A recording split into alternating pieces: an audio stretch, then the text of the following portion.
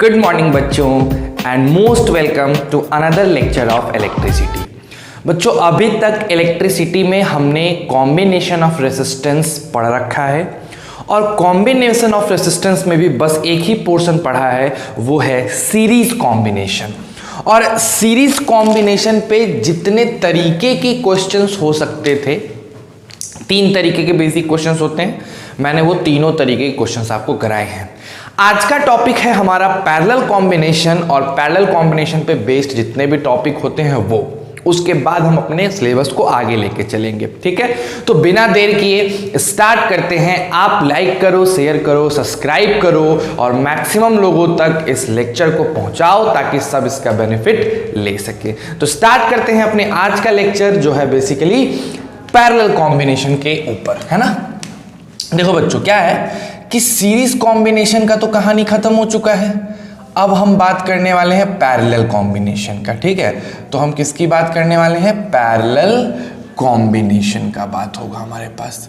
हम बात करेंगे कि चीज़ें पैरेलली जब लगती हैं, पैरेलल जब उनका कॉम्बिनेशन होता है तो क्या कहानी होता है। ठीक, तो भाई साहब पैरेलल कॉम्बिनेशन का सबसे पहले तो मतलब समझो कि आखिर रेसिस्टेंस किस तरीके से कनेक्ट होगा कि वो पैरेलल कॉम्बिनेशन में कहलाएगा कि हाँ ये वाला रेसिस्टेंस पैरेलल कॉम्बिनेशन में है। ठीक है, तो देखो जैसे समझो बात को, मैं 2 रेसिस्टर से एग्जांपल लेके समझाने की कोशिश कर रहा हूं। पहला रेसिस्टर मान लो ये है, ठीक है। एक और रेसिस्टर हम लोग ले लेते हैं, मान लो ये दूसरा रेसिस्टर है, ठीक है। अब देखो क्या होगा, दोनों ही रेसिस्टर का एक एंड, मेरी बात को बहुत गौर से सुनना, दोनों ही रेसिस्टर का एक एंड किसी एक कॉमन पॉइंट से जुड़ा हो। देख रहे हो, ये ए वाला और ये सी वाला, ए वाला भी एक कॉमन पॉइंट से जुड़ा है और सी वाला भी एक कॉमन पॉइंट से जुड़ा है। तो 2 रेसिस्टर के एक एक एंड एक कॉमन पॉइंट से जुड़े हुए हो और दूसरा एंड भी अगर किसी कॉमन पॉइंट से जुड़ा हो, दूसरा एंड भी यानी कि डी वाला और बी वाला। ध्यान से देखना बच्चों, रेसिस्टेंस R1 का सुनो, एकदम बात एकदम ध्यान से सुनो, कैसे पहचानोगे कि पैरेलल कॉम्बिनेशन है कि नहीं। रेसिस्टेंस R1 का एक एंड और रेसिस्टेंस R2 का एक एंड, दोनों ही एक कॉमन पॉइंट से जुड़ा हुआ है, एक कॉमन पॉइंट से जुड़ा हुआ है। इसी दोनों रेसिस्टेंस का दूसरा एंड पॉइंट भी एक कॉमन पॉइंट से जुड़ा हुआ है, समझ रहे हो।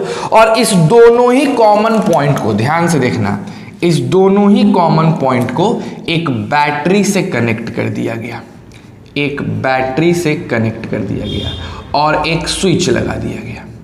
तो ऐसा जो कॉम्बिनेशन होता है इसको कहा जाता है पैरेलल कॉम्बिनेशन। ठीक है, तो क्या कहोगे पैरेलल कॉम्बिनेशन के बारे में? क्या है पैरेलल कॉम्बिनेशन सर? तो जब 2 या 2 से ज्यादा रेसिस्टेंस के एक एंड पॉइंट एक कॉमन पॉइंट से जुड़े हों और दूसरे एंड पॉइंट दूसरे कॉमन पॉइंट से जुड़े हों और इन दोनों कॉमन पॉइंट को बैटरी से कनेक्ट कर दिया जाए, तो ये सिस्टम, ये कॉम्बिनेशन कहलाता है पैरेलल कॉम्बिनेशन। आ रही है ना बात समझ में? एकदम छोटी सी बात है, बहुत इजी सी बात है। ठीक, जैसे एक और एग्जांपल हम लोग लेते हैं, 3 रेसिस्टेंस ले लेते हैं। ठीक है, ध्यान से देखना, यहाँ पे 3 रेसिस्टेंस ले लेते हैं। मान लो एक रेसिस्टेंस ये है ना, दूसरा रेसिस्टेंस ये है और तीसरा रेसिस्टेंस ये है। क्या किया हमने? पहले रेसिस्टेंस को एक कॉमन पॉइंट से जोड़ा और उसी पॉइंट से दूसरे को भी जोड़ा और उसी पॉइंट से तीसरे को भी जोड़ा। अब आप देखो कि A, B, C, D, E और F, ये तीनों रेसिस्टेंस यानी R1, R2 और R3, ये पहले वाले का एक एंड एक कॉमन पॉइंट से, दूसरा का भी एक एंड उसी कॉमन पॉइंट से, तीसरे का भी एक एंड उसी कॉमन पॉइंट से। उसी तरीके से इसके दूसरे एंड को भी हम एक कॉमन पॉइंट से क्या कर देंगे? जोड़ देंगे। ऐसे कॉमन पॉइंट से जोड़ दिए और इस कॉमन पॉइंट को हमने बैटरी से लाके ऐसे कनेक्ट कर दिया, बैटरी से लाके ऐसे कनेक्ट कर दिया। तो जब आप ऐसा सिस्टम बनाते हैं तो ये सिस्टम कहलाता है रेसिस्टेंस इन पैरेलल। कैसे कनेक्टेड है ये? पैरेलल में कनेक्टेड है। Then what is the difference between parallel and series? Series में एक रेसिस्टेंस का एक एंड दूसरे रेसिस्टेंस के दूसरे एंड से कनेक्ट होता था, बस, और कुछ नहीं। लेकिन यहां क्या है? यहां एक रेसिस्टेंस का एक एंड दूसरे का एक एंड, दोनों एक कॉमन पॉइंट से और इधर वाला भी एक कॉमन पॉइंट से, समझ रहे हो ना? यानी रेसिस्टेंस का एक एंड किसी एक कॉमन पॉइंट से और दूसरा एंड किसी दूसरे कॉमन पॉइंट से जुड़ा हुआ हो, तो ऐसे कॉम्बिनेशन को बच्चे हम लोग कहते हैं combination of resistance in parallel. Parallel में कॉम्बिनेशन करना। आ रही है ना बात समझ में? जैसे एक छोटा सा एग्जांपल लेके देखो, एक और एग्जांपल हम समझाते हैं। मान लो यहां पे मैंने एक रेसिस्टेंस बना दिया, ठीक है, और उसके बाद मैंने ऐसे कर लिया, टक टक टक टक टक टक टक, देन हियर टक टक टक टक, ऐसे ऐसे ऐसे, ये रहा, ठीक है। अब ध्यान से देखना, एकदम ध्यान से, एकदम आराम से देखना है। अगर हम इसमें बोलें कि ये R1 है, ये R2 है और ये R3 है, बताओ इसमें कौन कौन पैरेलल कनेक्टेड है? तो आप क्या आंसर दोगे? सर R2 और R3 को देखिए, R2 और R3 को देखिए। R2 का एक एंड एक कॉमन पॉइंट से और इसी कॉमन पॉइंट से R3 का भी एक एंड जुड़ा हुआ है। दूसरे एंड R2 का दूसरा एंड भी दूसरे कॉमन पॉइंट से और R3 का भी दूसरा एंड उसी कॉमन पॉइंट से जुड़ा है। यानी ये दोनों रेसिस्टेंस जो हैं वो आपस में कैसे हैं? पैरेलल है, ठीक है। यहां पे हाँ, ये दोनों आपस में कैसे हैं बच्चों? पैरेलल है। आ रही है ना बात समझ में? क्लियर है? लेकिन ये पैरेलल नहीं, ये तो अलग है। देखो, इसका एक एंड यहां से जुड़ा है लेकिन दूसरा एंड थोड़ी जुड़ा है, तो ये पैरेलल नहीं हो पाया, यही दोनों पैरेलल हो पाएंगे। आ रही है ना बात समझ में? तो अगर आपसे कोई पूछता है कि बताइए, या फिर आपको खुद डिटेक्ट करना है कि कोई भी कॉम्बिनेशन पैरेलल में है या सीरीज में है, तो आपको बाइफरकेट कर पाओगे, समझ पाओगे, कुछ क्वेश्चंस बनाओगे तो और आसानी से बाइफरकेट कर पाओगे। तो पहले इसको उतारो। देखो, इन सब के बारे में जो डिटेलिंग है वो लिखा हुआ मिल जाएगा, आज ही के क्लास में मिल जाएगा, आप चिंता नहीं करें। आज जो कॉम्बिनेशन ऑफ रेसिस्टेंस टॉपिक है उसका असाइनमेंट आपको आज मिलेगा, उसमें क्वेश्चंस होंगे, उसमें असाइनमेंट में आपके थ्योरी होगी। जैसे ये जो मैंने पढ़ाया इसका रिटन चीज मैं यहाँ पे लिखता कि when two or more resistance have one end connected to one common point and other end connected to other common point, then they are said to be in parallel combination. तो वो लिखने की जरूरत मैं आपको लिख के दे दूंगा, आप घर पे नोट्स बनाना, बढ़िया से बनाना। अभी ये समझने का बात है ना, समझो ध्यान से। चलो बताओ, कोई दिक्कत? अगर बोला जाए कि पैरेलल कॉम्बिनेशन पहचानिए, कोई प्रॉब्लम होगा? नहीं होगा, पहचान सकते हो पैरेलल कॉम्बिनेशन। चलो एक और क्वेश्चन हम लोग देखते हैं, इसको इरेज करके उसके बाद आगे बढ़ेंगे, है ना।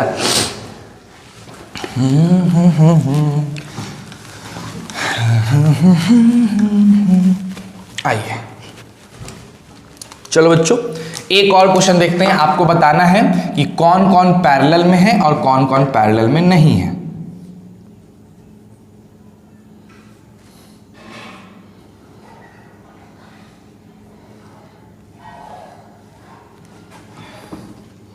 पहले तो क्या है ना कि आपको पहचानने आना चाहिए।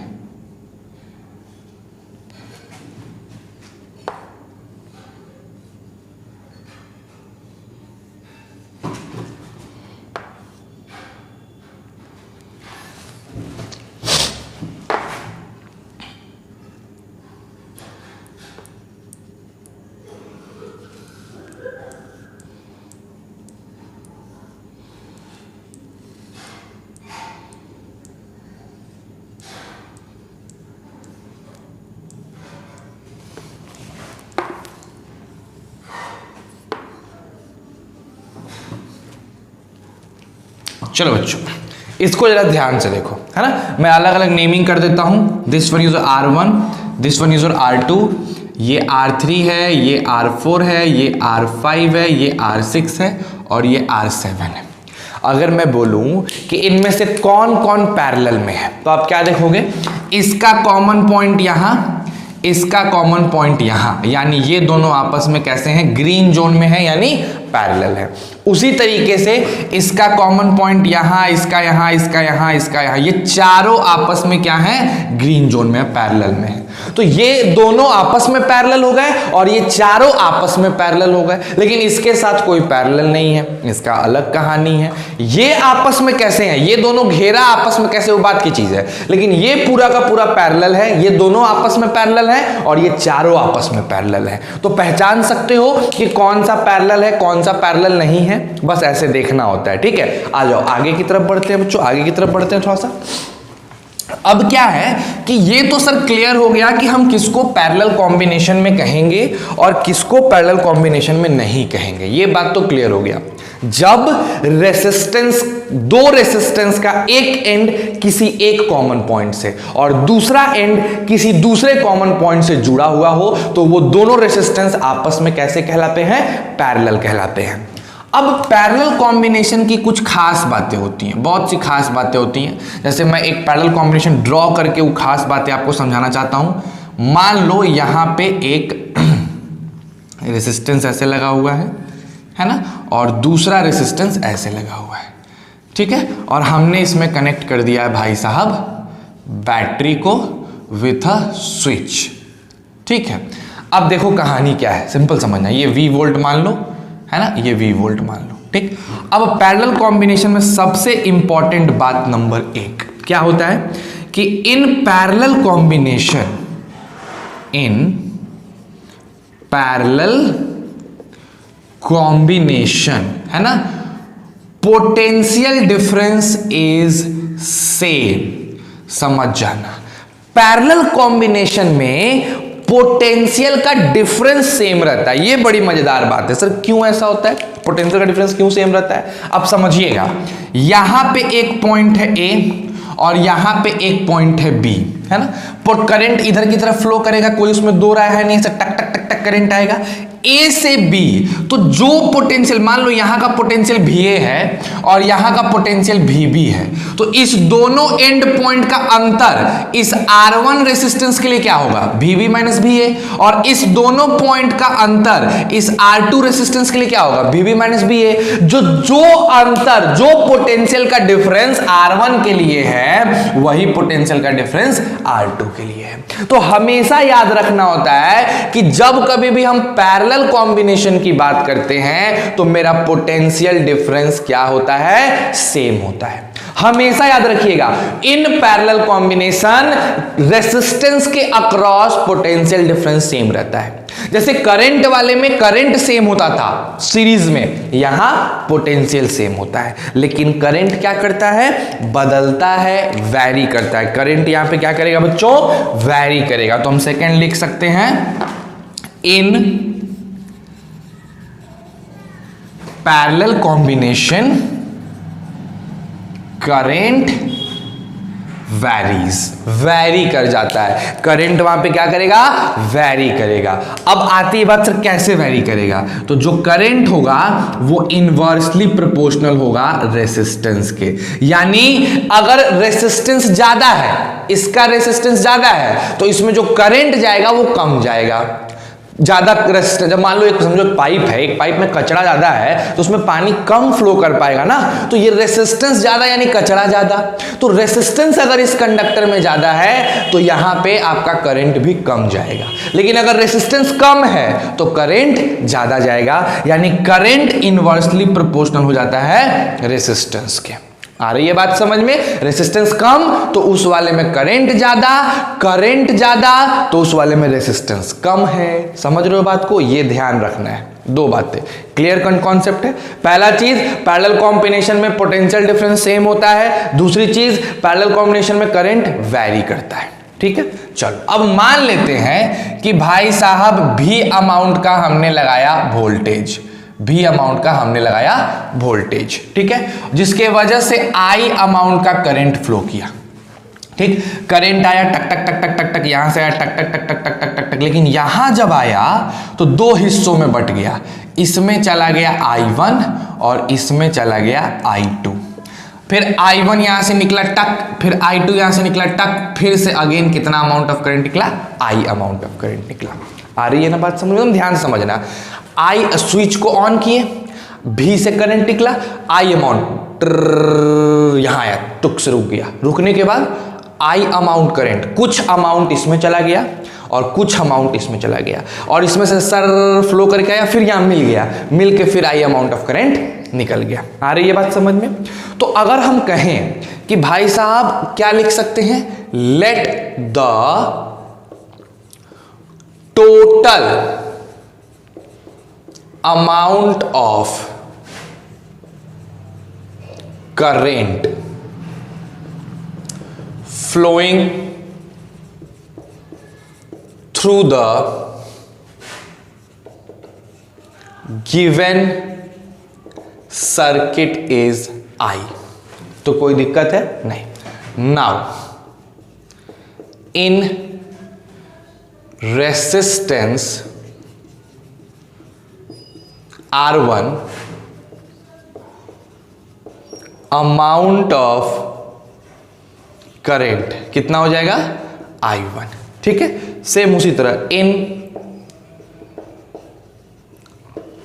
रेसिस्टेंस R2 अमाउंट ऑफ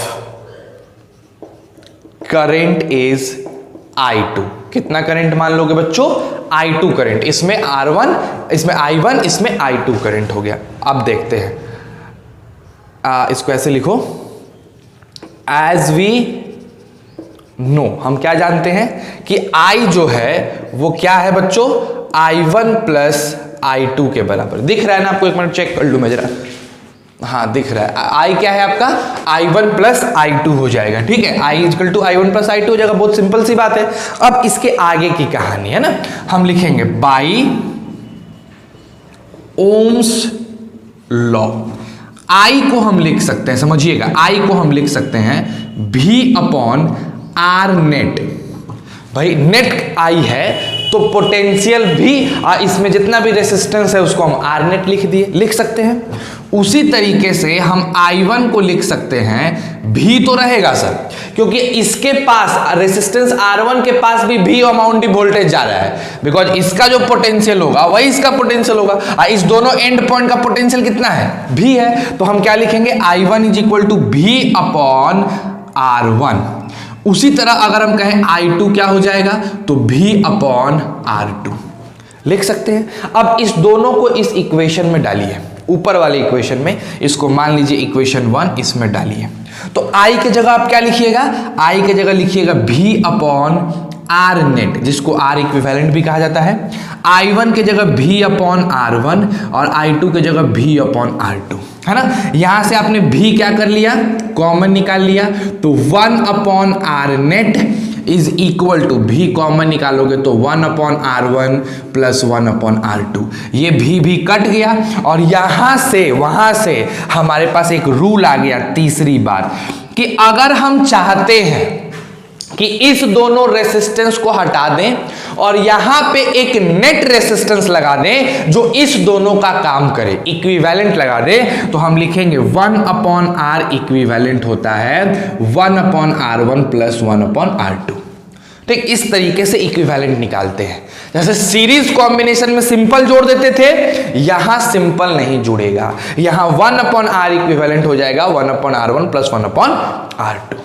आ रही है बात समझ में? तो भाई साहब पैरेलल कॉम्बिनेशन का कॉन्सेप्ट बस यही है, एकदम आराम समझना, इतना ही कॉन्सेप्ट है पैरेलल कॉम्बिनेशन में, कुछ ज्यादा 3-5 पढ़ने का जरूरत नहीं है। हाँ, कॉन्सेप्ट इतना ही सिंपल है, लेकिन इस पे जो क्वेश्चंस हम लोग बनाएंगे वो जितना ट्विस्ट कर सकेंगे उतना ट्विस्ट करेंगे। आ रही है ना बात समझ में? तो इसको ध्यान से समझने की कोशिश करो, एकदम गौर से, कि भाई पैरेलल कॉम्बिनेशन का मतलब क्या है। तो जब दो या दो से ज्यादा रेसिस्टेंस, जब दो या दो से ज्यादा रेसिस्टेंस का एक एंड पॉइंट किसी एक कॉमन पॉइंट से और दूसरा एंड पॉइंट किसी दूसरे कॉमन पॉइंट से कनेक्टेड हो, तो हम उसे कहते हैं कि ये कॉम्बिनेशन पैरेलल कॉम्बिनेशन है।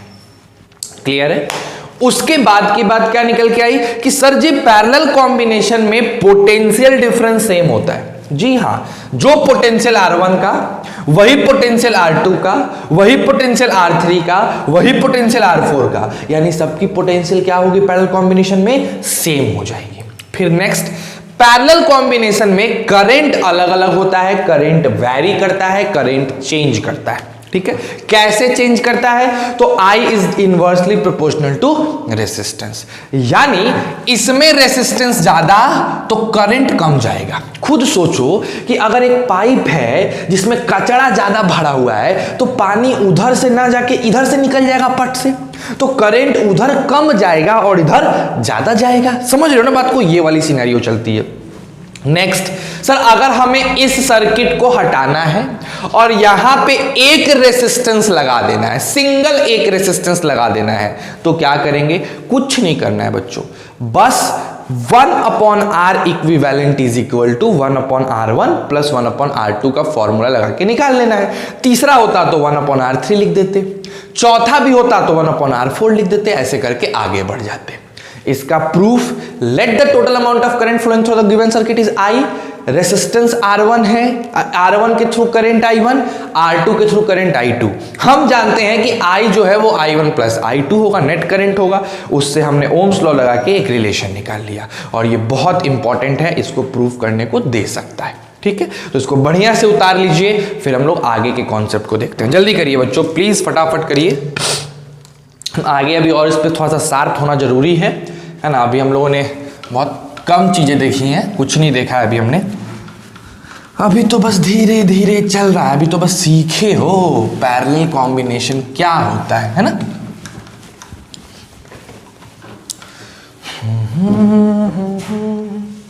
आइए बच्चों, अब थोड़ा सा आगे बढ़ते हैं हम लोग। पैरेलल कॉम्बिनेशन के बारे में हमने देख लिया, थोड़ा सा क्वेश्चन वगैरह हो जाए, थोड़ा सा डीप में बातें हम लोग कर लें।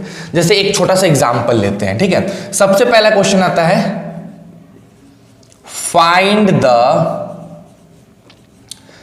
Equivalent resistance in the following circuits. नीचे दिए गए सर्किट्स में इक्विवेलेंट रेसिस्टेंस निकालना है। आप समझ रहे हो, पहला तो इक्विवेलेंट निकालना आएगा, फिर बाकी की चीजें निकालनी आएगी, है ना। तो आ जाओ बच्चों, कैसे, सबसे पहला और सबसे छोटा सर्किट, सबसे आसान, इससे आसान नहीं बनता है ना।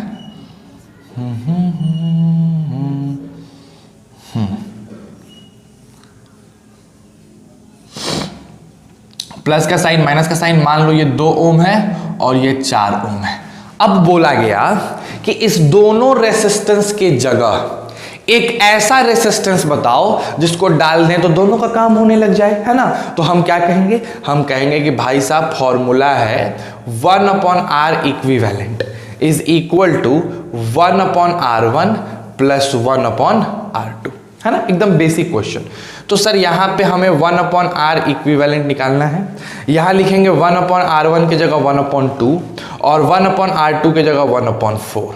इन दोनों को जब ऐड करेंगे तो आंसर आएगा 3/4, और ये सिंस ओम में है तो ओम हो जाएगा, नहीं ऐसा कुछ नहीं होने वाला, 3/4 आएगा। ठीक, अब क्या है कि हमें क्या चाहिए, देखो ध्यान से, 4 एलसीएम ले लेंगे, है ना। जैसे ही 4 एलसीएम लोगे तुम्हारा यहाँ पे 2 होगा, 3/4 आ जाएगा। हमें क्या चाहिए, हमें चाहिए R इक्विवेलेंट, R इक्विवेलेंट। तो 1/R इक्विवेलेंट 3/4 है, इसका रेसिप्रोकल कर दोगे तो R इक्विवेलेंट मिल जाएगा 4/3 ओम, ये ओम में लिखा जा सकता है। ठीक है, तो कभी भी R इक्विवेलेंट निकालना हो सिंपल फॉर्मूला लगाइए। ठीक है, अच्छा मान लो सर कि हमारे पास सर्किट कुछ ऐसा दे दिया, एक से ज्यादा दे दिया, मतलब एक रेसिस्टेंस, फिर दूसरा रेसिस्टेंस, फिर तीसरा रेसिस्टेंस, 3 रेसिस्टेंस दे दिया। ठीक, और इसको कनेक्ट कर दिया, ऐसे ऐसे कनेक्ट कर दिया, पैरेलल में से कनेक्ट कर दिया सबको, और इसको एक बैटरी से कनेक्ट कर दिया। ठीक है ना, बैटरी से कनेक्ट कर दिया, प्लस माइनस लगा लो। भाई इसका रेसिस्टेंस है 2 ओम, इसका है 3 ओम, इसका है 4 ओम, मान लो से दिया। अब बोले कि R इक्विवेलेंट निकालो, 2 की जगह 3 दे दिया, क्या दिक्कत है, फॉर्मूला सेम है। 1/R इक्विवेलेंट होता है 1/R1 प्लस 1/R2, और तीसरा है तो 1/R3, ऐसे ही चौथा होता तो 1/R4। ठीक, अब देखो 1/R आर इक्विवेलेंट। बताओ 1/r1 की जगह 1/2 लिखोगे, 1/r2 की जगह 1/3 लिखोगे, 1/r3 की जगह 1/4 लिखोगे।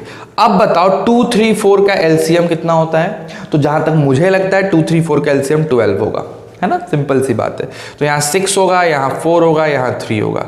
6, 4, 10, 3, 13/12।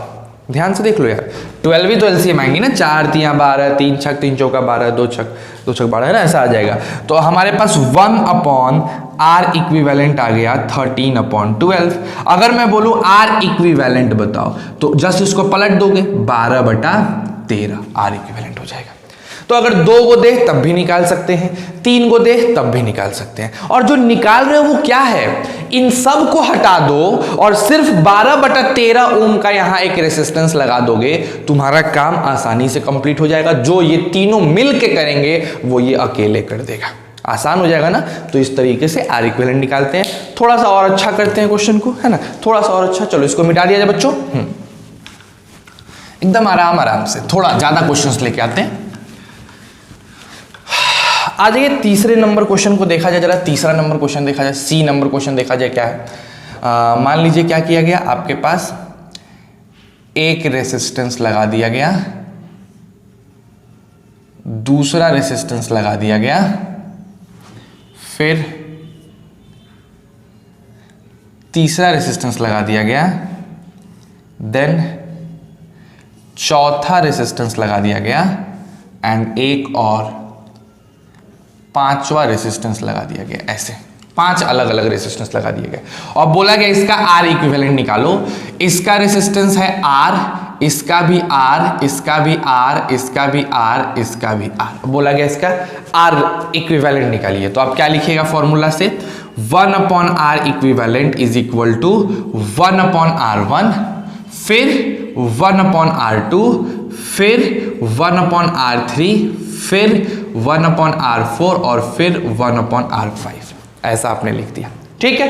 अच्छा चलिए बताइए, 1/r इक्विवेलेंट में 1/r1 के जगह r लिखिएगा, फिर 1/r लिखिएगा, फिर 1/r, सब में r ही तो लिखोगे, सब बराबर है ना जी, तो 1/r हो जाएगा।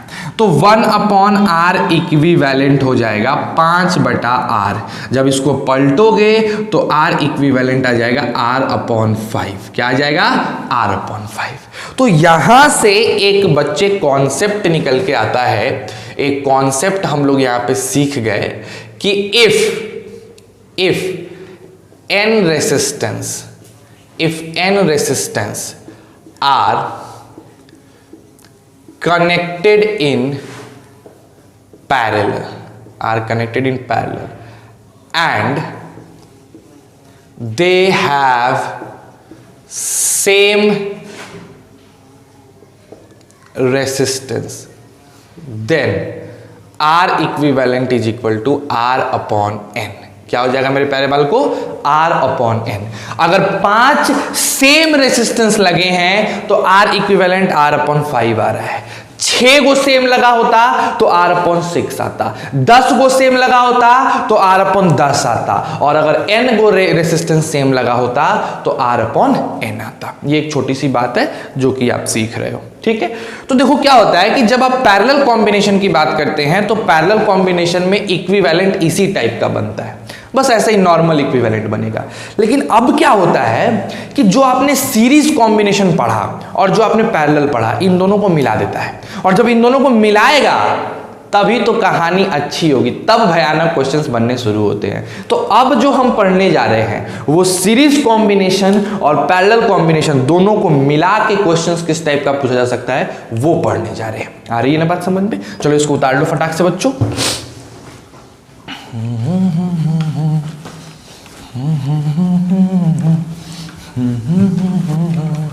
आइए, तो सीरीज और पैरेलल मिला के सबसे आसान जो लेवल का क्वेश्चन बनता है आपके पास, डी नंबर क्वेश्चन, वो क्या है? देखो इस टाइप का बनेगा,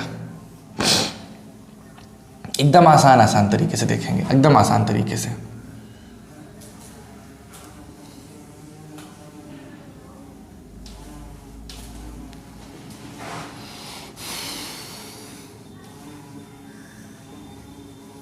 मान लो कि ये तुम्हारा है R1 जिसकी वैल्यू है मान लो 2 ओम, ठीक है।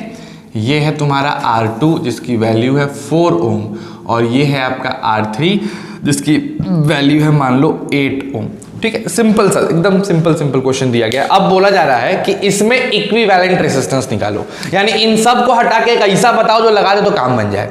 तो सबसे पहली चीज आपको ये चीज देख के समझ में आ रहा है कि सर R2 और R3 पैरेलल में है, तो R2 R3 में पैरेलल वाला कॉन्सेप्ट लगाएं और इस दोनों को भगा के यहां पे एक रेजिस्टेंस लगा दें पहले, उसके बाद बात का चीज देखा जाएगा। क्योंकि हम पूरे के बारे में कुछ नहीं कर सकते हैं, पूरे के बारे में हमको कुछ नहीं समझ में आ रहा है, लेकिन R2 R3 के बारे में जरूर समझ में आ रहा है कि ये पैरेलल में है।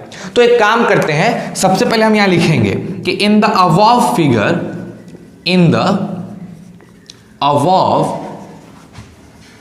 Figure R2 and R3 are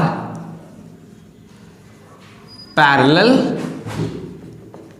combination. इसमें तो किसी को डाउट नहीं है जी कि R2 R3 पैरेलल कॉम्बिनेशन में नहीं है, सबको पता है। तो in the above figure R2 R3 are in parallel combination, so 1/R equivalent is equal to 1/R2 plus 1/R3, जो क्या हो जाएगा बच्चों 1/4 प्लस 1/8, जिसमें से आप एलसीएम लेंगे 8 और आप लिखिएगा 2 + 1 यानी 3/8, ठीक है।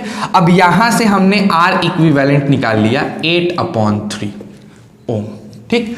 यानी यहां पे क्या हुआ कि इस दोनों को हटा दिया जाए, और इस दोनों को हटा के अगर 8/3 का लगा दिया जाए तो मेरा काम बन जाएगा। तो एक काम करते हैं, फिगर को ट्रांसफॉर्म करते हैं, ठीक है। तो हम यहां बनाएंगे, एक और फिगर बनाएंगे, ट्रांसफॉर्म्ड सर्किट। जो हमारा सर्किट ट्रांसफॉर्म्ड हो गया तो क्या हो गया सर, हम यहां से ऐसे ड्राउन करेंगे, ये R1 लगाएंगे, इसमें कोई दिक्कत नहीं है, ये R1 लगाओ जो कितने ओम का है 2 ओम का, और इन दोनों को हटा के एक नेट मान लो इसको R4, एक नया रेजिस्टेंस लगाओ जो कितने ओम का था 8/3 ओम का, दोनों काम सेम करेगा, और इसको फिर हमने ऐसे बैटरी से कनेक्ट कर दिया है। अब देखो मजेदार बात, जो पहले नहीं समझ में आ रहा था कि कौन कैसे है, तो पता चला सर ये दोनों पैरेलल में थे, और इनका जो एक इक्विवेलेंट आया वो इक्विवेलेंट और ये सीरीज में है। देखिए पानी आएगा टक टक टक टक एकदम एक रास्ता से जाएगा, तो ये और ये सीरीज में हो गया, यानी सर ये दोनों पैरेलल में थे, R2 R3 पैरेलल में थे, और R2 R3 का इक्विवेलेंट और ये दोनों इक्विवेलेंट और ये आपस में सीरीज में थे। R1 R2 का इक्विवेलेंट और R1 ये दोनों आपस में कैसे थे, सीरीज में थे। आ रही है ना बात समझ में। तो जो पहले नहीं दिख पा रहा था, फिगर को ट्रांसफॉर्म किए आपको दिखने लग गया। पहले आप नहीं समझ पा रहे थे कि कैसा है कैसा नहीं, लेकिन अगर यहां देखो एकदम ध्यान से गौर से देखो तो ये तो एकदम एग्जैक्टली क्लियर हो गया कि पैरेलल था। आपने इसको हटा के एक नया रेजिस्टेंस लगा दिया, ये जैसे ही नया रेजिस्टेंस लगाया बच्चे, ये दोनों आपको कैसे दिखने लग गया, सीरीज में दिखने लग गया। अब जब ये दोनों सीरीज में दिखने लग गया है तो यहां पे क्या लिखेंगे, here R1 and R4 are in series, किसमें है, सीरीज। सो अब R इक्विवेलेंट निकालोगे तो R1 प्लस क्या आ जाएगा R4, यानी हम क्या लिखेंगे 2 + 8/3 यानी 6 + 8 यानी 14/3 ओम R इक्विवेलेंट। यानी अब इस दोनों को हटा दो, इस दोनों को हटा दो, एक नया ट्रांसफॉर्म फिगर बनाते हैं, है ना, एक नया ट्रांसफॉर्म फिगर बनाते हैं। अगेन ट्रांसफॉर्म्ड, क्या हो गया आपका, सिंगल एक रेसिस्टेंस आ गया, और वो रेसिस्टेंस कितने ओम का आ गया मेरे भाई साहब, तो 14/3 ओम का। यानी इस पूरे सर्किट को हटा के एक 14/3 ओम का रेसिस्टेंस लगा दोगे तो जो ये पूरा मिल के करेगा वो ये अकेले कर देगा। तो जब आप सीरीज को और पैरेलल को जब मिलाते हो ना तो क्वेश्चंस कॉम्प्लिकेटेड बनना स्टार्ट होता है, तो थोड़ा मजा आने लगता है, क्योंकि वहां आपको पहचानना होता है कौन सीरीज में है और कौन पैरेलल में है। आ रही है बात समझ में। यानी अगर एग्जाम में इस पैटर्न का, देखो मैं तुम्हें सीरीज और पैरेलल कॉम्बिनेशन का मैक्सिमम पैटर्न करा दूंगा, मैक्सिमम पैटर्न। अगर आप उतने क्वेश्चंस को, मैक्सिमम पैटर्न के क्वेश्चंस को ध्यान से देख लोगे, समझ लोगे ना, तो ये मेरी गारंटी है बच्चों, लिख के दे रहा हूं कि एक क्वेश्चंस आपके गलत नहीं होंगे सीरीज कॉम्बिनेशन के, बशर्ते पेशेंस रखो। देखो तुम लोग में एक चीज मुझे मिला, पेशेंस नहीं है, और ये थोड़ा सा अनयूजुअल है बिकॉज आप 10th के बच्चे हैं, आप में मैच्योरिटी इतनी होनी चाहिए कि आपके अंदर पेशेंस रहे। जैसे कल मैंने कुछ बच्चों से बात करी तो पता चला कि आपको सिलेबस को लेके बड़ा टेंशन है कि सर जी मेरा सिलेबस नहीं ख़त्म हुआ है, अभी तक हम लोगों ने इलेक्ट्रिसिटी ही पढ़ा है, वो भी कंप्लीट नहीं हुआ है। मेरे भाई अगर आप गौर फरमाओ, अगर आप ध्यान से देखने की कोशिश करो, सोचने समझने की कोशिश करो, तो आपने सिर्फ और सिर्फ इलेक्ट्रिसिटी नहीं पढ़ा है, आपने पॉलिनोमियल चैप्टर ख़त्म किया है, आपने क्वाड्रेटिक इक्वेशन ख़त्म किया है। हालांकि क्वाड्रेटिक इक्वेशन में वर्ड प्रॉब्लम्स बचे हैं, मैं उसको करा दूंगा, चिंता उसका नहीं है, वर्ड प्रॉब्लम्स बचे हैं। उसके साथ साथ आपने इलेक्ट्रिसिटी में लगभग 60% चीज़ें कर चुके हो बाबू। रेसिस्टेंस खत्म हो जाएगा, रेसिस्टेंस के क्वेश्चंस बनाना आप सीख जाओगे तो आपको फिर पावर और हीटिंग इफेक्ट पढ़ने में समय नहीं लगेगा। वो मुश्किल से मुश्किल 3 से 4 क्लासेस का है बस, और पट से आपका सारा चैप्टर इलेक्ट्रिसिटी खत्म हो जाएगा। जब इलेक्ट्रिसिटी खत्म हो जाएगा हम केमिस्ट्री पर टर्नओवर करेंगे, हम केमिकल इक्वेशन एंड रिएक्शन पढ़ेंगे। देखो होता क्या है ना बच्चों, सबसे बड़ी बात यह है कि learning is a slow process. Learning जो है वो स्लो प्रोसेस है, और आप सिर्फ और सिर्फ 10th के सिलेबस को नहीं पढ़ रहे हो, इस बात को भी दिमाग में रखो। आप सिर्फ और सिर्फ 10th का सिलेबस नहीं पढ़ रहे हो, आप बहुत सी ऐसी चीजें पढ़ रहे हो जो तुमको बहुत काम आने वाला है। जैसे अभी विद्या मंदिर के बच्चों ने पेपर दिया, उनको पेपर देख के लग गया होगा कि नहीं यार सिर्फ NCERT और सिर्फ एसचंद पढ़ने से पेपर सॉल्व नहीं होने वाला, and that one is the reality. वो रियलिटी है, आपको कुछ प्रैक्टिस करने पड़ेंगे। 3 घंटे के बोर्ड के पेपर में आप वहां जाके एट अ टाइम तो नहीं सोचोगे, आपको 3 घंटे के बोर्ड के पेपर में सोचना तो है, साथ साथ आपको स्पीड चाहिए। वहां आप समय थोड़ी बर्बाद करने वाले, वहां आपको पेन रुकना नहीं चाहिए। वो स्पीड कैसे आएगा? जब तक प्रैक्टिस नहीं करोगे कहां से स्पीड आएगा? नहीं आएगा। ये पहली गलती। दूसरी चीज, आप जब कुछ क्वेश्चंस बनाते हैं और आपको असाइनमेंट्स में आंसर दिए जाते हैं, तो मे बी कि 1-2 क्वेश्चंस के आंसर गलती से मिसप्रिंट हो गए हों या फिर कुछ गड़बड़ हो गया हो, समझ रहे हो? 1-2 का मिस, मतलब बहुत बहुत रेयर चांस है, ऐसा कभी होता नहीं है लेकिन रेयर चांस है कि गलती हो जाए। तो अब क्या है कि आपको उस चीज को करेक्टली देखना है। 3 बार 4 बार 5 बार बनाओ। जब एकदम थक जाओ, जब कुछ ना समझ में आए कि यार पता नहीं क्यों मेरा प्रोसेस सही है फिर भी गलत आंसर आ रहा है, तब जाके मेरे पास भेजो, तब जाके हम उसको क्लीन कर पाएंगे। आ रही है ना बात समझ में? लेकिन आप क्या करते हो, एक बार बनाते हो, आपसे नहीं बना, आप उसको पट से पूछ लेते हो, तो तुम्हारा ग्रोथ कहाँ होगा मेरे भाई? तुम्हारी ग्रोथ नहीं होगी, तुम कभी भी हैंडीकैप्ड बन जाओगे। टीचर पे डिपेंड होने वाले लोग उस प्रकार होते हैं जैसे एक लंगड़ा बैसाखी पे डिपेंड होता है। तो भाई आप डिपेंडेंट नहीं रहिए, किसी भी टीचर पर डिपेंडेंट मत रहिए। You have to create your own mind, you have to create your own thinking. आपको सेल्फ स्टडी करना है। हम आपको एक पाथ देते हैं कि बच्चे इस तरीके से पढ़ो तो आप अच्छे से पढ़ पाओगे। अब उस पाथ को रगड़ रगड़ के साफ करना आपका काम है। सूरज की तरह चमकना है ना बेटे, तो सूरज की तरह जलना भी पड़ेगा, तभी चमक पाओगे, अदरवाइज नहीं चमक पाओगे। समझो इस बात को, बहुत गहरी बात है, समझ गए तो लाइफ चेंज हो सकती है। तो भाई साहब यही मैं बता रहा हूं कि आप सिलेबस की चिंता मत करो। सिलेबस मेरे ऊपर रिस्क है, मैं पूरा सिलेबस कंप्लीट करूंगा और एकदम अच्छे से कंप्लीट करूंगा। अब तुम अगर घबरा जाओगे तो पता है क्या होगा, स्पीड बढ़ जाएगा, और जब स्पीड बढ़ेगा ना तो आप सिलेबस तो कंप्लीट कर लीजिएगा, लेकिन जो एक कॉन्फिडेंस आना चाहिए चैप्टर में, जो एक मतलब होना चाहिए कि यस सर हमसे ये बन रहा है, वो वाली फीलिंग नहीं आएगी, वो कभी कॉन्फिडेंस राइज नहीं करेगा। तो सिलेबस को लेके मत घबराओ, मुझे खुद पता है कि कहाँ तक सिलेबस करना चाहिए, क्या करना चाहिए, क्या नहीं करना चाहिए, वो हो जाएगा, उसके लिए प्रॉब्लम नहीं है। दूसरी चीज़, अगर इतना ही टेंशन है तो मैंने ये सोचा, मैंने कल ये बहुत सोचा कि चलो ठीक है बच्चे थोड़े से टेंशन में हैं, उनको थोड़ा रिलैक्स किया जाए। तो आज से ही, मैं लेट नहीं कर रहा हूँ, आज से ही फिजिक्स की वीडियो आपकी आई, आप फिजिक्स देख रहे हो, फिजिक्स सीख रहे हो, दैट्स गुड इनफ। कोई भी सब्जेक्ट के साथ अब मैं मैथ्स एक वीडियो श्योर डालूंगा, चाहे केमिस्ट्री चले फिर भी मैथ्स चलेगा, बायो चले फिर भी मैथ्स चलेगा, मतलब डेली मैथ्स का आधा घंटा का ही वीडियो हो, एक ही टॉपिक का वीडियो हो, रिवीजन वीडियो ही हो, लेकिन वो वीडियोस आपको मिलेंगे। समझ रहे हो बात को? तो एक वीडियोस आपका आना स्टार्ट होगा। आज का जो शाम का वीडियो आएगा, अभी नहीं, रात को जो आज वीडियो तुमको अपलोड होके मिलेगा, वो वीडियो ट्रिग्नोमेट्री की होगी। हम ट्रिग्नोमेट्री चैप्टर स्टार्ट करने जा रहे हैं और बहुत डेप्थ में स्टार्ट करने जा रहे हैं। उसको स्टार्ट करेंगे हम लोग और तब हम लोग आगे बढ़ेंगे। नहीं, या फिर क्या करें बताओ, कमेंट करो। वर्ड प्रॉब्लम क्वाड्रेटिक इक्वेशन का पहले करा दें या फिर ट्रिग्नोमेट्री स्टार्ट करें। ये दोनों में से जो आपको सही लगता है आज के वीडियो में, फिजिक्स के वीडियो में कमेंट करिएगा। उस हिसाब से हम शाम वाला वीडियो रिकॉर्ड करके आपको डाल के देंगे। समझ रहे हो बात को? तो क्या करें, अभी आगे बढ़ें। समझ गए ना? तो सिलेबस का चिंता मत करो यार, हम हैं सिलेबस के लिए, उसके लिए चिंता मत करो, वो चीज़ हो जाएगा क्लियर। अब आ जाओ यहाँ पे, अब बढ़िया से क्लियर होगा। ये मत समझना कि भगा भगा के, है ना, वो मेरे में है ही नहीं। तो ये चीज क्लियर हुआ कि पैरेलल कॉम्बिनेशन के इस टाइप के क्वेश्चंस कैसे बनाते हैं। तो बताओ R इक्विवेलेंट कितना आएगा? 14/3। चलो थोड़ा सा और आगे बढ़ते हैं। इस टाइप के क्वेश्चंस को उतार लीजिए बच्चों। होमवर्क में बहुत से क्वेश्चंस रहेंगे, हर टाइप का क्वेश्चन आपको होमवर्क में मिलेगा, हर टाइप का क्वेश्चन आपके पास होमवर्क में प्रेजेंट रहेगा, उसके लिए आप चिंता नहीं करो, है ना।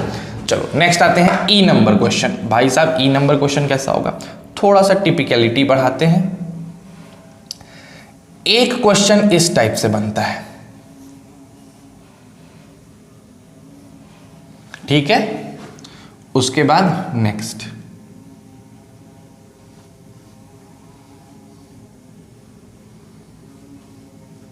है ना, और आप इसको ऐसे ज्वाइन कर देते हो किसी बैटरी के सोर्स से।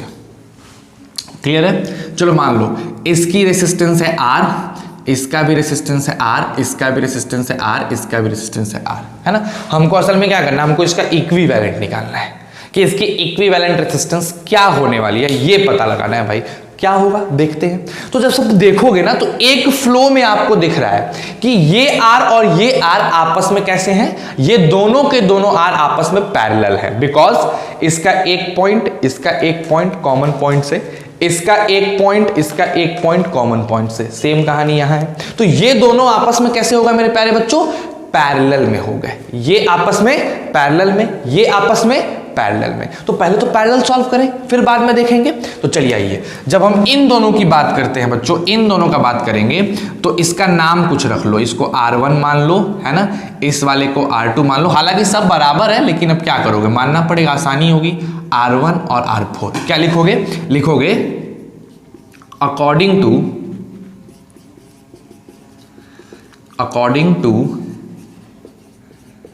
अबव सर्किट, ऊपर के सर्किट के हिसाब से क्या लिखेंगे? R1 and R2 are parallel to each other, and एक और चीज R3 and R4 are also parallel. ठीक है, तो आ जाओ भैया, अगर हम कहें कि R इक्विवेलेंट निकालो तो हम लिख सकते हैं 1/R1 प्लस 1/R2, जो कि क्या हो जाएगा 1/R प्लस 1/R मेरे भाई 2/R। यानी हम इसको हटा के एक R इक्विवेलेंट लिख सकते हैं जो होगा R/2। तो इसका अगर R/2 है उसका भी R/2 होगा, लेकिन हम उसको अलग बना के ही दिखा देते हैं, कोई दिक्कत नहीं आनी चाहिए। ठीक है, आ जाओ यहां हम लोग उसको बना लेते हैं। ठीक, नेक्स्ट आओ, 1/R इक्विवेलेंट क्या हो जाएगा बताओ? 1/R3 प्लस 1/R4, यानी 1/R फिर अगेन 1/R, तो कितना हो जाएगा बच्चों? 2/R।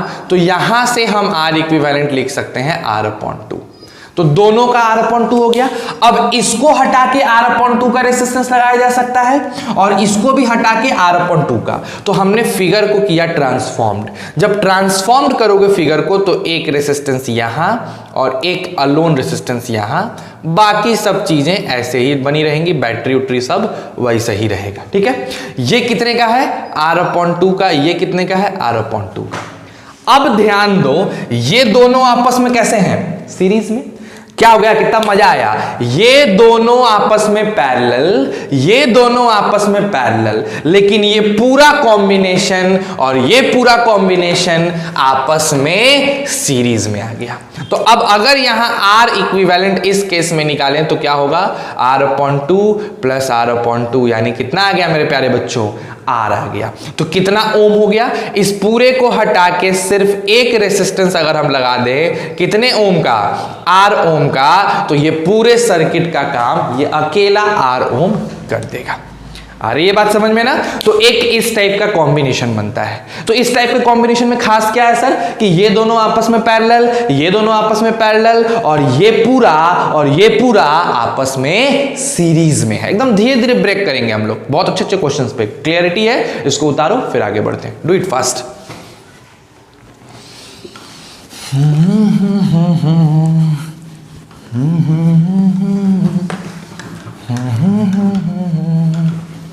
चलिए आइए भाई साहब, जरा हम लोग F नंबर क्वेश्चन पे आते हैं। थोड़ा सा क्लैरिटी, थोड़ा सा अच्छा चीज और बढ़ाया जाए जरा, है ना। यहां देखो,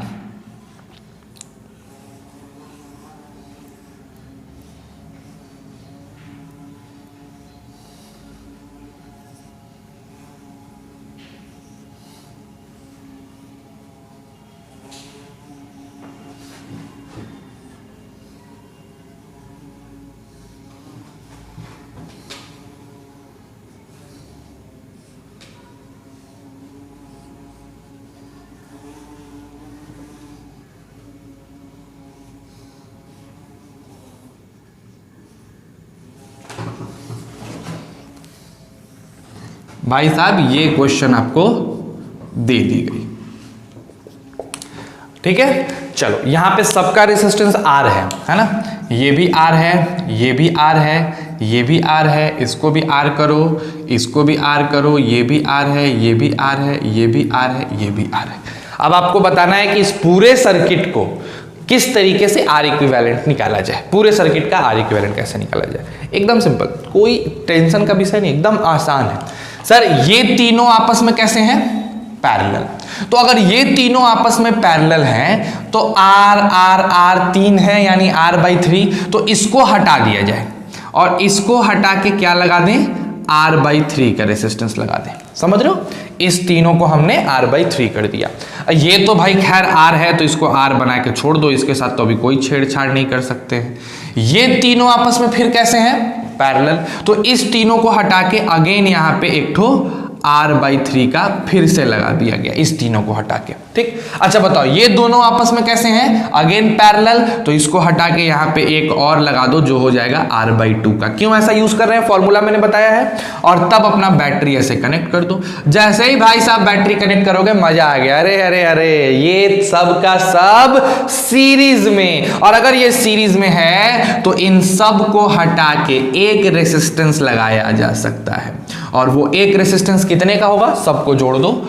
R equivalent is equal to R/3 plus R plus R/3 plus R/2। सबका LCM 6 हो गया, तो हो गया 2R 6R 2R and then it will be 3R, है ना। इन सबको जोड़ दो मेरे भाई। तो देखो 2 6 2 8 2 10 3 13R/6 इतने का रेसिस्टेंस लगा दोगे। इकलौता यहां पे 13R/6 लगा दोगे, ओम का आपका काम चल जाएगा। समझ गया कि कैसे सर्किट को ब्रेक करना है, कैसे तोड़ना है ना। तो ये शॉर्टकट तरीका है, इसी को आपको अच्छे से लिख के बनाना पड़ेगा, वो सब हम लोग देखेंगे। पहले ये समझो, पहले क्लैरिटी कॉन्सेप्ट में लाओ। क्लियर है, ब्रेक कर सकते हो भाई साहब, इक्विवेलेंट रेसिस्टेंस निकाल सकते हो, चाहे सिंपल पैरेलल दे दे तो, सीरीज सिंपल दे दे तो, या सीरीज पैरेलल का कॉम्बिनेशन दे दे तो। चलो और थोड़ा सा कॉम्प्लिकेशन बढ़ाते हैं और थोड़ा मजेदार क्वेश्चन करते हैं। इन सब क्वेश्चन को घर पे प्रैक्टिस करना है ना, और अगर ना बने तो भेजना, अगले वीडियो में मैं इसको कंक्लूड करूंगा कि भाई कोई क्वेश्चन बने या नहीं बने, है ना। नेक्स्ट आओ, G नंबर क्वेश्चन देखते हैं, एक और क्वेश्चन, ठीक है। थोड़ा सा आप क्वेश्चन घुमाते हैं, थोड़ा मजेदार क्वेश्चन करते हैं, थोड़ा घुमा देते हैं क्वेश्चन को।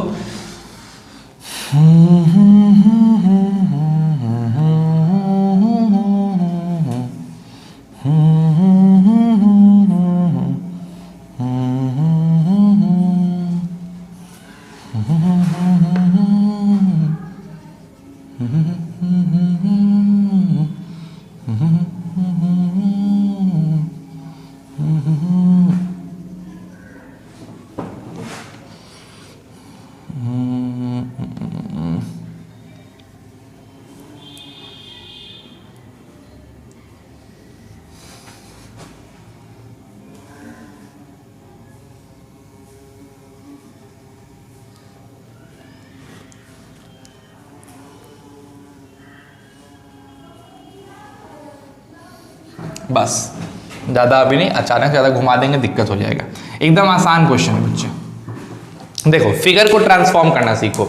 सब आर है, ये भी आर है, ये भी आर है, ये भी आर है, ये भी आर है, ये भी आर, ये भी आर, ये भी आर, ये भी आर, ये भी आर, ये भी आर, ये भी आर, ये भी आर। अब फिगर को ट्रांसफॉर्म करो। तो जब ट्रांसफॉर्म करने आओगे तो तुमको दिखेगा कि भाई साहब ये जो दोनों है ना, ये दोनों आपस में सीरीज में है। देखो पानी अगर यहां से आया तो एक ही रास्ता फॉलो करेगा, यानी ये दोनों आपस में सीरीज में है। तो इन दोनों को हटा दिया जा सकता है और हटा के एक रेसिस्टेंस लगाया जा सकता है। सिंस ये आर तो दोनों हटा के 2R लगा सकते हैं।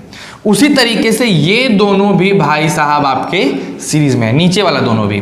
तो नीचे वाले दोनों को भी हटा के एक रेसिस्टेंस 2R का लगाया जा सकता है। अब आगे बढ़ो, ये फिगर ऐसे कंफर्म हो गया, समझ रहे हो ना। देखो ये रेसिस्टेंस सीरीज में था आर तो 2R लग गया, ये भी सीरीज में था तो 2R लग गया, और दोनों सेंस भाई जुड़े हुए हैं तो ऐसे तो जोड़ना ही पड़ेगा। अब यहां आते हैं, ये और ये फिर कैसा है मेरे बालकों, सीरीज में है, और ये दोनों भी कैसे हैं, सीरीज में। तो ये दोनों सीरीज में है तो इनको हटा के लगाया जा सकता है फिर से एक 2R का, और इनको हटा के लगाया जा सकता है फिर से एक 2R का। दोनों लग गए 2R। ये R बीच में रहने दो ऐसे ही, कोई फर्क नहीं पड़ता है। ये दोनों आपस में सीरीज में, ये दोनों फिर सीरीज में है, देखो ध्यान से, है ना। तो R मिलके क्या लग जाएंगे, आपस में 2R लग जाएगा, और यहां क्या बचेगा मेरे प्यारे बच्चों, R बचेगा, और इसको फिर ऐसे कनेक्ट कर दिया गया। ठीक है, अब देखो ये पैरेलल, ये भी पैरेलल और ये भी पैरेलल। तो अगर ये दोनों पैरेलल हैं तो इन दोनों को हटा के, ये दोनों कैसे हैं बच्चों, पैरेलल, तो इन दोनों को हटा के क्या लगाया जा सकता है, 2R/2 यानी एक रेसिस्टेंस R ओम का। इसको भी हटा के एक रेसिस्टेंस R ओम का। ये तो खैर R ओम पहले से था। और ये देखो ये दोनों पैरेलल है तो यहाँ R नहीं लगेगा, समझना, बिकॉज यहाँ 2R है और यहाँ R है। या एक काम करो, आसान करने के लिए मैं इसको 2R कर देता हूँ, ये भी 2R हो गया, तो क्या हो जाएगा, ये दोनों भी पैरेलल हो जाएंगे, क्या हो जाएगा, R। अब जो कॉम्बिनेशन आया किस में आया, सीरीज में, तो अब इनका R इक्विवेलेंट कितना हो जाएगा, 4R हो जाएगा। सबको जोड़ दोगे तो इस टोटल को हटा के क्या लगाया जा सकता है, एक रेसिस्टेंस 4R का। तो बच्चों आज के क्वेश्चन को यहीं तक रखते हैं, न इससे आगे पढ़ना है न इससे कम पढ़ना है। थोड़ा क्या करो तुम कि सीरीज कॉम्बिनेशन को फिर से और पैरेलल कॉम्बिनेशन को फिर से रिवाइज कर लो, क्योंकि अगला जो लेक्चर आएगा ना वो बहुत टेढ़े क्वेश्चंस लेके आएगा यार। मतलब ऐसा जलेबी माफिक सीधा क्वेश्चन रहेगा, एकदम जलेबी की तरह सीधा क्वेश्चन रहेगा। तो अभी क्वेश्चंस चलेगा इस पे आगे की क्लासेस में, तो बढ़िया से इसको रिवाइज करिए, घर पे रहिए, मस्त रहिए, सिलेबस का टेंशन मत करिए। मैथ्स का वीडियो आज शाम को एक आएगा और डेली आएगा मैथ्स का वीडियो, हम ही थोड़ा टेंशन ले लेते हैं, आप रिलैक्स रहिए और मस्ती से पढ़ते रहिए। Stay safe and stay healthy.